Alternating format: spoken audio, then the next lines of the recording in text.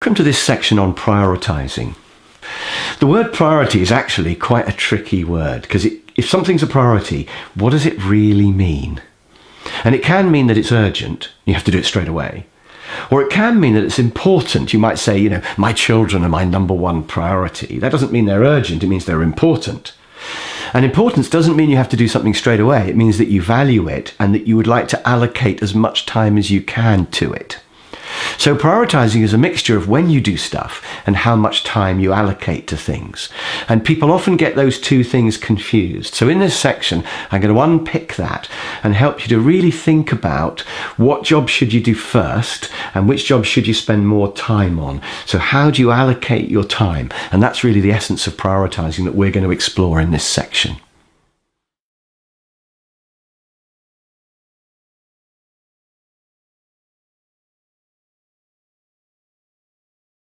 Now, I want to show you the most important and famous model in the world of time management. Everyone needs to know about this, and it's the important and urgent 4 boxes.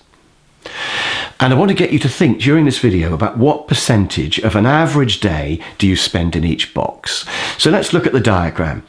So across the top we've got importance, and down the side we've got urgency. Urgency is when you do things. When have I got to do it? When's the deadline? Importance is how long do I want to spend on it? Not in total, but in terms of its value. So do I want to spend longer on it because it's something I really value? Or is it something unimportant that I want to squeeze down and spend less time? So when you mow your lawn, is it something that's really important to you and you want to spend ages doing it really well? Or is it something unimportant to you that you want to squeeze down and just get it done as quick as possible? And there's no right or wrong answer with importance, it's up to you.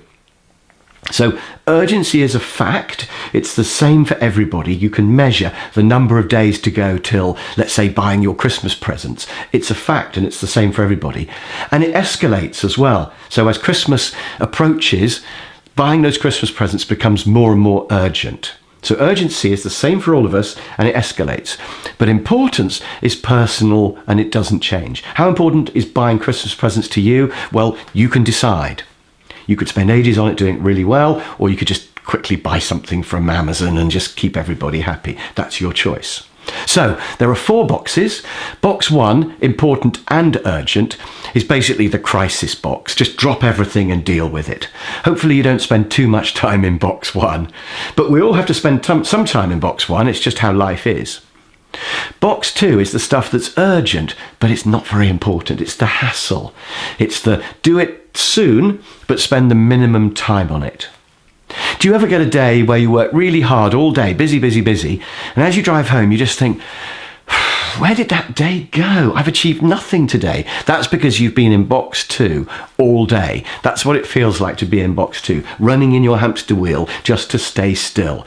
You have to do the hassle, but you're not really making any progress in the big picture of things when you're in box 2. Then we've got box 3, the planning ahead box, the things that are important, but they're not yet urgent. And it's not just planning, but it's also doing things ahead of time. So box 3 is getting ahead of the game, thinking, all the important stuff's in box 3. And then finally box 4, it's not important or it's urgent. Ideally, you wouldn't do anything in box 4. You would avoid box 4. But you probably have to do some things in box 4, like housework, for example. You have to do them, but the game is to spend the minimum time on box 4.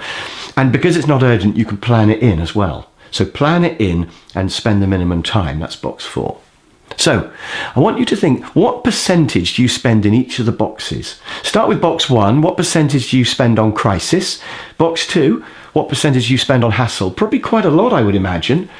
Box 3, how much time do you get to actually think every day and plan? And box 4, how much do you sort of waste, really, to be honest? So I want you to put your percentages now in the 4 boxes.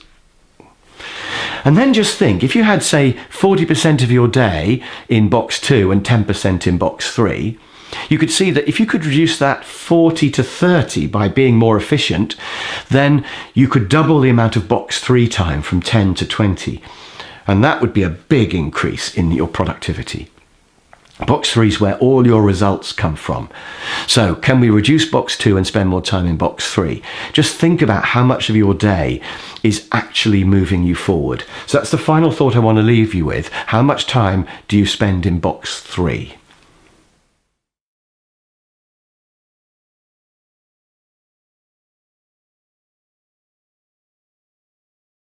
This time we're going to look at the box 4 tasks that you have to do. You'll remember that box 4 is the things that are not important and they're not urgent, but unfortunately you have to do them. So this is things like cleaning, ironing, buying food. Now you may go, no, buying food's important, but actually, is it? And I'm going to come back to that in a minute. I'll explain why I'm going to claim that buying food is not important. Because of course you have to do it, but do you want to spend lots of time on it, or do you just want to get it done? So I'll come back to that. And it's things like paying your insurance and tax forms and all this stuff. Now, these things have to be done. But the essence of this is to plan them in and then find ways to spend the minimum time on them, because they don't really add value to your life. You just got to get them done. So what are your box 4s? Just see if you can think of a few things you got in box 4. You've probably got all the things I've just mentioned, because I think we all do. And then the test is, do they add value? Would you press a magic button and just have it done for you? If you could have that tax form filled in, if you could have those clothes ironed, would you press the magic button? You probably would, in which case it means it's not important. And remember, buying food, would you press a magic button and the food is all in the cupboards in your kitchen? I think you'd probably press it. Now, don't feel bad if you wouldn't, by the way. You know, if you love going around the supermarket, choosing the perfect, that's absolutely fine. In fact, it's good in a way. And I'm not here to judge whether things are important or not to you. I just want you to think about some things that for you are not important. Another test is, would you miss it if it was gone? If you didn't have to go and buy food anymore, if it just appeared in the cupboard, would you miss it? If you didn't have to mow your lawn, would you miss lawn mowing? If you didn't have to do ironing, would you miss it? That's another test for whether something's important or not. And then once you've got your box 4 things listed, how can you reduce the time spent on them? So, for example, you could spend less time ironing if you ironed all your shirts in one big batch and just minimize the setting up, just bang through them all. Get a really good quality iron, good ironing board, and just do it. Or reduce the quality, only do the front, because no one's going to see the back. So you could go for the minimum acceptable quality on some tasks. So how can you reduce the time you're spending on these box 4? Maybe you could watch TV while you're doing the ironing, or maybe you could talk hands-free to your mum on the phone while you're doing the ironing. So multitasking is a way to spend less time in box 4. Or maybe you could pay someone to do it. You could delegate something like the ironing to somebody else, or mowing the lawn or whatever. It would cost a bit of money, but it would give you some more time. So that's another option. Or maybe you could get some non-iron shirts so that you don't have to do the ironing at all. And this would be saying no to the activity. You could just say, I'm not going to mow my lawn. I'm just going to have a crazy back garden, but so what? Or I'm going to pave over it with paving stones so I never have to do it. So saying no to the task is sometimes an option. So I want you to think about some box 4 jobs that you've got that you do have to do, and then what is your plan for your box 4 tasks?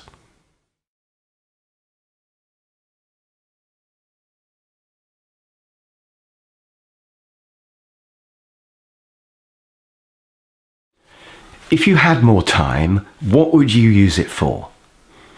If you had more time, what would you do with it? I want you to think about that, both at home and at work. Maybe one thing for each that you would do if you had a bit more time. And ideally, this would be something that is important to you, but not necessarily urgent. What would you do that would add value to your job or your company or organisation where you work? And what would you do that would add value to your life in the longer term? So I want you to pause me now and just have a think about that question. What would you do if you had more time? Before I give you some examples, I don't want you to look at the examples first because I think they'll bias you. So just pause me now and think about what would you do if you had more time.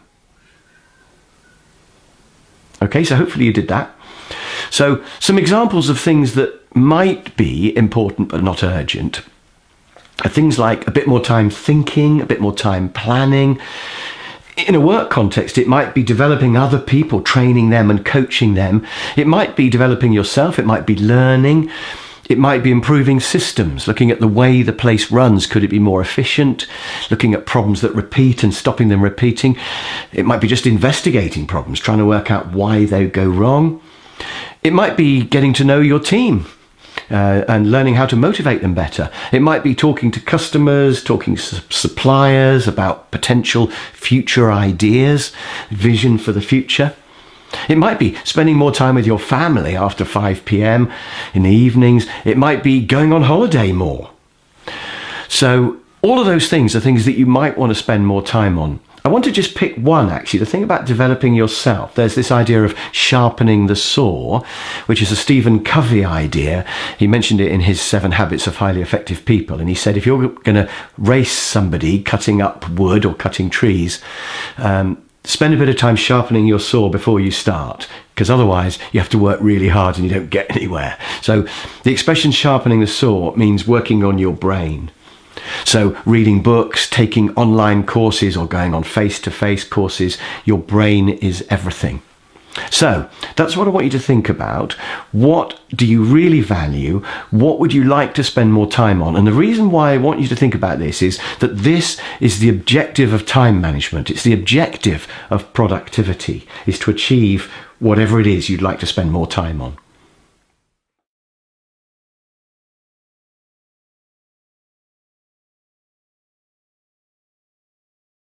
So first of all, how much time do you spend in box 1?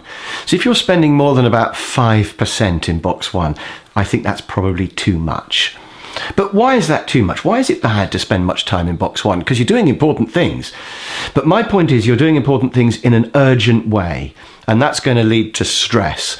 It's also probably going to reduce the quality of the work you do on those tasks. If you're doing something up against a time limit, you might not be able to do it as well as you could. So when people have to do a college assignment, they quite often leave it till the last day. And then it's not only important, it's become urgent as well. It's in the crisis box. And the problem is that you've only got a day to do the assignment. You're probably not going to do such a good job as if you'd started it earlier and took a bit longer over it. So stress and quality can be problems. Now, a certain amount of box 1 is inevitable because quite often, particularly at work, customers have a problem that sits in box 3, that's the planning ahead box, but they don't plan ahead, they leave it, and eventually when it becomes a crisis, they give it to you. And you just think, oh, thanks very much. How long has that sat on your desk for? So a certain amount of box 1 will be inevitable. But you don't want to have too much box 1 because otherwise you never get ahead. You're always just dealing with one crisis after another.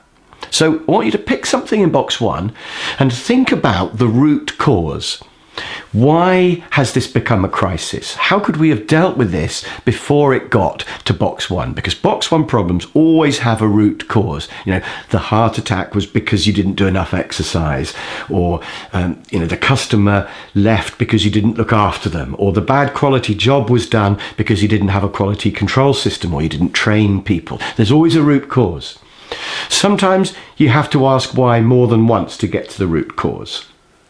So you might say, why did this bad quality job reach the customer? And it's because it wasn't checked. Well, why wasn't it checked? Well, nobody's in charge of checking. Well, why is nobody in charge of checking? So keep asking why, and then you get to the root cause, which, by the way, is often to do with management and systems. But that's okay, because we can fix those.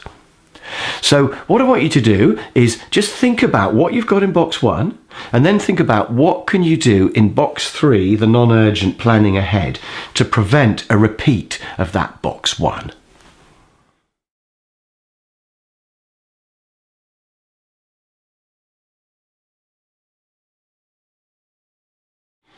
Now I want you to think of a task that you have that's in each of the 4 boxes. You remember we've got crisis, hassle, planning ahead, and don't really do it. And actually, I'm going to divide the don't really do it box 4, into 2 types of task. The ones that you have to do sooner or later, and the ones that you could get away with never doing. So something like ironing or housework or something, you have to do it sooner or later. If you don't do it, it's going to escalate and become a hassle. So that's in the you don't want to do it, but you have to do it sooner or later. So those ones you can plan ahead and just get them done in a minimum time. But there are some things like, for example, ironing underwear, which a lot of people would say you don't have to do at all. Although, by the way, if you want to iron your underwear, that's fine with me. It's a free country.